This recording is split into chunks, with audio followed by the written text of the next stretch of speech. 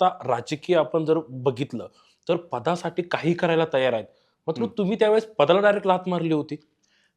आम्ही ठरवलं होतं, हं, की मी ज्या परिसरातून निवडून आलो, त्या परिसरातील सामान्य लोकं टँकरनं पाणी पित होते.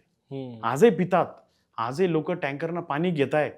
आज आमचा भगतसिंग नगर आहे, हर्सूल अर्धा गाव, आज त्या ठिकाणी पाणी नाही त्या गावाला. आजही ते लोकं टँकरद्वारे पाणी पितात.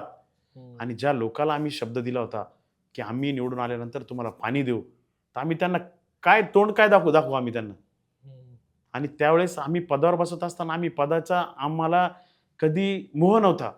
आम्ही फक्त जनतेशी कमिटेड आहे. हं, कारण की जनतेला आम्ही कमिटमेंट दिली होती, की आम्ही पाणी पुरवठा योजना सावे साहेबांनी जी आणली, ती पूर्णत्वास नेण्यासाठी आम्ही कटिबद्ध आहोत.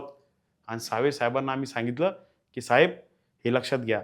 त्यावेळेस मुख्यमंत्री साहेब उद्धव ठाकरे झाले हं, आणि त्या मागच्या काळामध्ये सभागृहामध्ये सगळं ते म्हणे, "आम्ही स्थगिती उठवणार नाही." हं, म्हटलं, "स्थगिती उठवणार नाही तुम्ही, तर आम्ही सुद्धा तुमच्यासोबत राहणार नाही. हं. आम्ही विरोधी पक्षात बसू आणि आम्ही तुम्हाला प्रश्न विचारू."